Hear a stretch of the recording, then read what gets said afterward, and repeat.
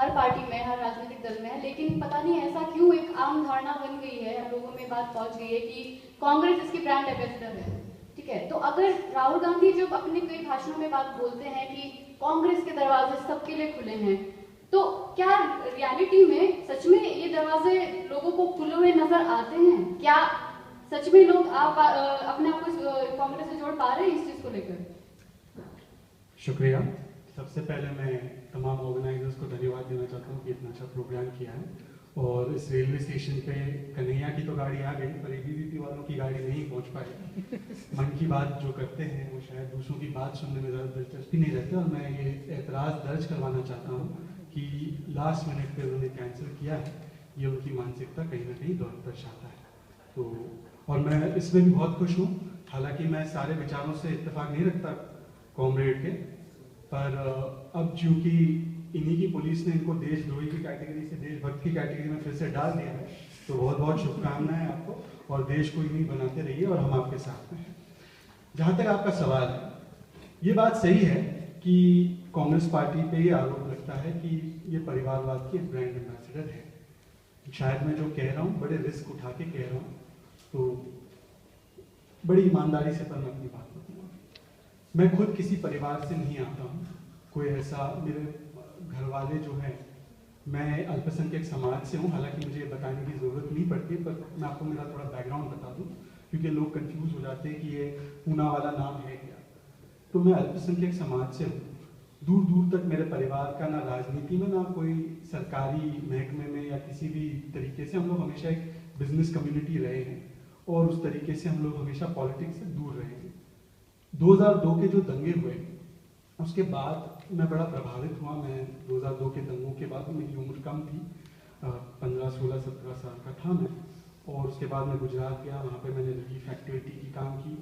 और उसके बाद जहाँ पे भी ये सांप्रदायिक ताकतें हैं, मुझे लगा कि इनका विरोध करना और इनके खिलाफ देश को इकट्ठा करना, और लोगों को बताना कि इनका असली एजेंडा क्या है, जिस पे भी मैं आऊँगा, वो ज़रूरी है। और तब मेरे पास कई विकल्प थे, कई पार्टियाँ थी, कई आइडियोलॉजीज थी। मैं स्कूल में मैंने तभी नेहरू जी के बारे में पढ़ा था, और नेहरू जी की जो आइडियलिज्म थी, नेहरू जी के जो विचार थे, नेहरू जी की जो एक सोच थी, और गांधी जी के साथ जिस तरीके से उन्होंने आज़ादी भी दिलाई, और उसके बाद देश को बनाने में भी सबसे अहम किरदार उन्होंने निभाया। और मुझे नहीं लगता कि नेहरू जी पे या गांधी जी पे इन तरीकों का आरोप लग सकता है कभी, कि उन्होंने किसी परिवार को या किसी एक तबके को ज़्यादा जोर दिया। उन्होंने हमेशा सभी के लिए काम किया। उससे प्रभावित होकर मैं कांग्रेस पार्टी में आया। ये बात सही है, और ये सिर्फ कांग्रेस के लिए नहीं है, ये तो मैं अपने खुद के नेताओं से भी कहता हूँ कि हर पार्टी में। अब मैं पिछले दिनों एक शो पर था, और वहाँ पे मुझे 1 मिनट का मौका मिला, क्योंकि भाजपा वालों से बड़ी विनती करके हमने कहा कि 1 मिनट चुप बैठे ताकि हम आपको आपका चेहरा बता सके।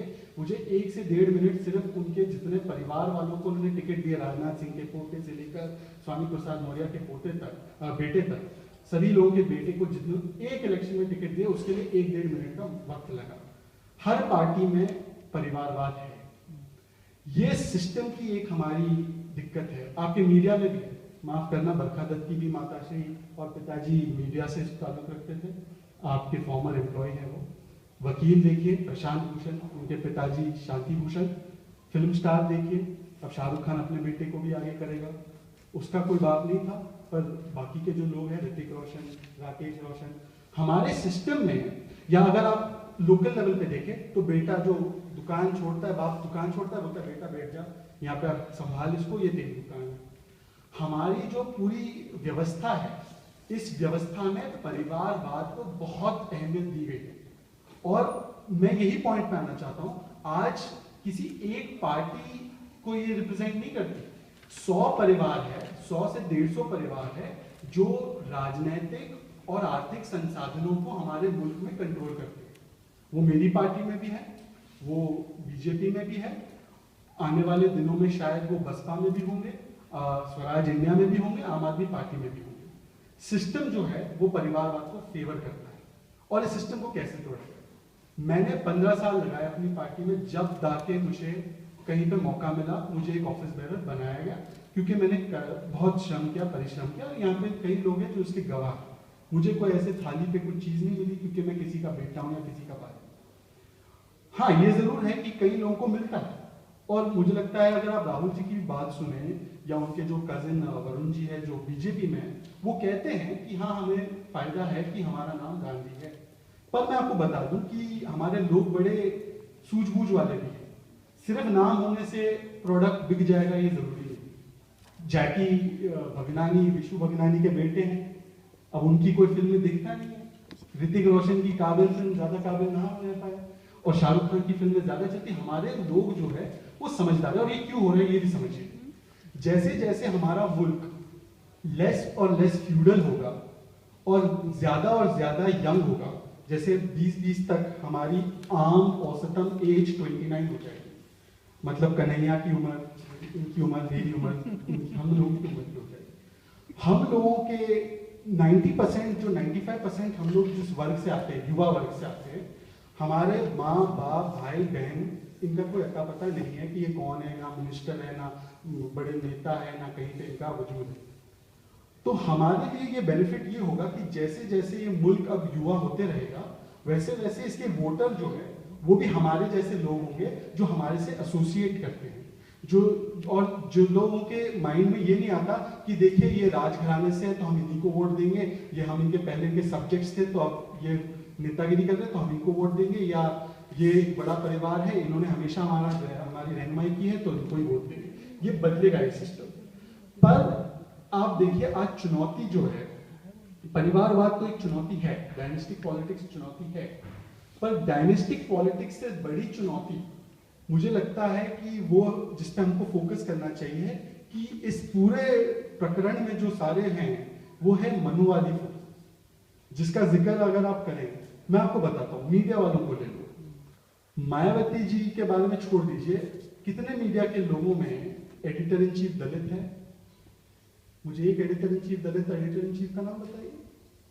मुझे बताइए कि एक कोई सक्सेसफुल ए क्लास बिजनेसमैन जो दलित है, मतलब अंबानी आपको पता है, अडानी आपको पता है, रुया आपको पता है, दलित का एक नाम बताइए।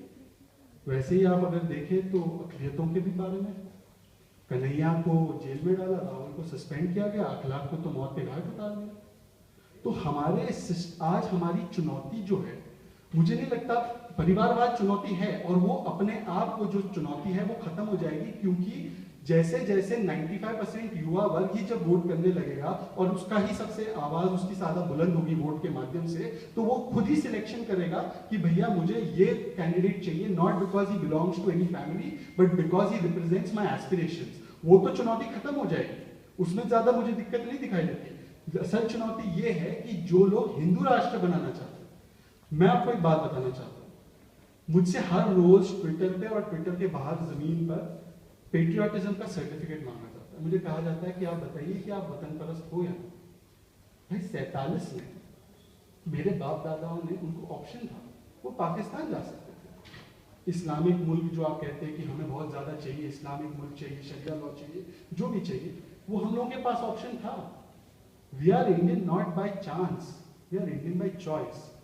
और जो लोगों ने यहाँ पे इस मुल्क में कभी जंग आजादी में लड़ाई नहीं लड़ी, जिसने कभी तिरंगा नहीं लहराया, आज भी इनके कल के सेव डीयू प्रोटेस्ट मैं पूछना चाहता हूँ, वो आए नहीं है आज। सेव डीयू प्रोटेस्ट में सिर्फ भगवे झंडे थे, इनकी भारत माता के हाथ में सिर्फ भगवा झंडा है। हमने तो तिरंगे को अपनाया है, हमारे संविधान में तिरंगे को अपनाया है। आपको तिरंगे से क्या आपत्ति है? आप कहते हो आप तिरंगे के साथ हो, तो आप दिखाइए आप तिरंगे के साथ हो। कल की प्रोटेस्ट में क्यों नहीं दिखा मुझे तिरंगा? ये लोग जो परिकल्पना करते हैं, सौरभ शर्मा है इनके, आप जानते हो, डिबेट में तो टीवी डिबेट में जरूर बैठेंगे इनके साथ, वैसे देशद्रोही बनेंगे पर टीवी डिबेट में जाएंगे क्योंकि वहां पे माइलेज मिलेगा, उनके बड़े नेता देखेंगे, उनको प्रमोट करेंगे। उनका 2 दिन पहले पुराना ट्वीट है कि हम हिंदू राष्ट्र बनाना चाहिए। हिंदू राष्ट्र बनाना था, अगर हिंदू पाकिस्तान ही बनाना था तो पहले ही बता दिया होता नेहरू और गांधी ने हमें, हम वहीं पे चले जाते हैं, मुस्लिम पाकिस्तान वहां पे, यहाँ पे हिंदू पाकिस्तान बन जाता। हम यहाँ पे किस लिए रुके? हम यहाँ पे इसलिए रुके क्योंकि यहाँ पे हमारा संविधान सबसे है, और इस संविधान में मुझे बता दो कहां लिखा है हिंदू राष्ट्र बनाने का। ये कहते हैं हम संविधान के साथ है, हम भारत तेरे टुकड़े होंगे, भारत तेरी बर्बादी होगी, इन नारों के खिलाफ है। तो भारत की बर्बादी इसमें नहीं है कि आप कह रहे हो कि हिंदू राष्ट्र बने, जो संविधान में उसकी परिकल्पना नहीं है।